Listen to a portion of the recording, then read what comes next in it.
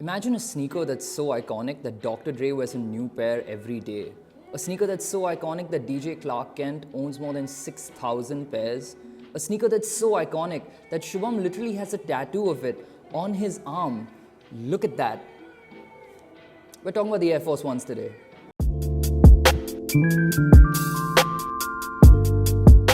To trace the history of the Air Force Ones, we have to go all the way back to the early 80s, where a man named Bruce Kilgore was tasked with designing a new basketball shoe. And he came up with two major improvements. Number one is the air cushion technology in the sole, which we're now all familiar with. And number two was the concentric cup circles on the soles, which gave basketball players the ability to pivot around the court and move freer. And what that did was basically revolutionize what basketball shoes could be. Nike's marketing campaign for this sneaker involved 6 NBA players, dubbed the Original Six. One of them was Moses Malone, who went on to win the '83 NBA championships wearing a pair of Air Force Ones, which immediately catapulted the sneaker into the mainstream. But what really made the sneaker pop off in a big way was a city called Baltimore. Nike's plan at the time was to keep innovating and dropping new shoes, and as a result, they were going to discontinue the Air Force Ones altogether, until 3 retailers in Baltimore teamed up and went to the Nike headquarters and forced them to continue. They signed on a deal where they could get 1,200 pairs of 2 colorways, and the stock sold out like that. Okay, maybe not like that, that was a snap, because people have to stand in line and get their sneakers. It sold out quickly, basically, is what I'm trying to say. And everything changed from there. Basketball players in Baltimore could not get enough of it. People around the East Coast of the United States started coming to Baltimore to get those shoes, and Nike immediately saw that opportunity and re-released the Air Force Ones. As a result, Nike dropped the Baltimore edition of the Air Force Ones, paying tribute to the city that practically saved the sneaker from fading into the oblivion. But how did this sneaker transition from basketball into the mainstream?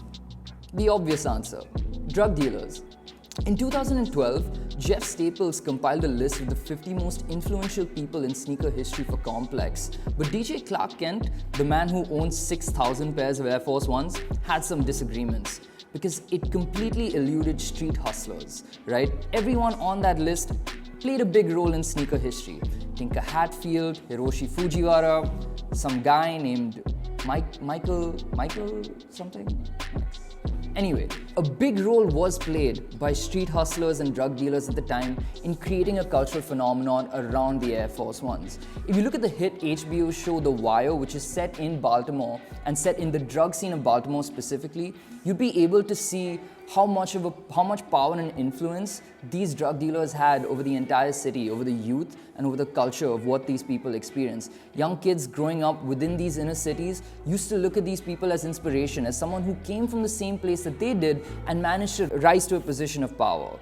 And that definitely led to the Air Force Ones blowing up. The Air Force Ones were the ultimate drug dealer shoe. And if you watch The Wire, which you should, I think it's one of the greatest TV shows ever made, you will see Air Force Ones everywhere. Shit, the kid who killed Omar in the grocery store was wearing a pair of Air Force Ones while he did it.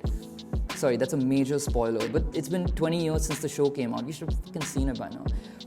All I'm trying to say is Air Force Ones were the drug dealer's shoe, and it exploded in popularity all across from Baltimore to New York. And in that inner city subculture emerged the next stage of its evolution, which was hip-hop. Now in hip-hop, Jay-Z and Kanye were one of the first few to name drop the Air Force One in songs. And in a recent Oxford Union interview with A$AP Rocky, he said that he was the one that really brought it back in fashion. But a lot of people were very quick to call him out and say it was actually Nelly.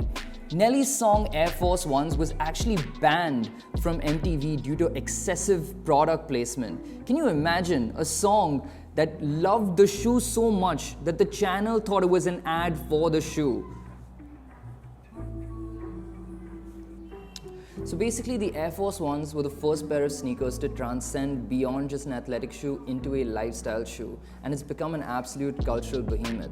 It was the first shoe of the people. It was a shoe that tried to die, but the people brought it back to life, and it's being re-released, and still it's reputation sustains itself throughout all these years. There's a famous New York City sneaker connoisseur called Bobito Garcia who says that there are kids on the street nowadays wearing Air Force Ones who don't even know that Jay-Z wore it, and in 20 years from now, they won't even know the history of it. It's a shoe that keeps coming back and keeps cycling back, and the people keep it alive. That's what's great about it. So when you ask me, are the Air Force Ones the greatest silhouette of all time? Fuck yes.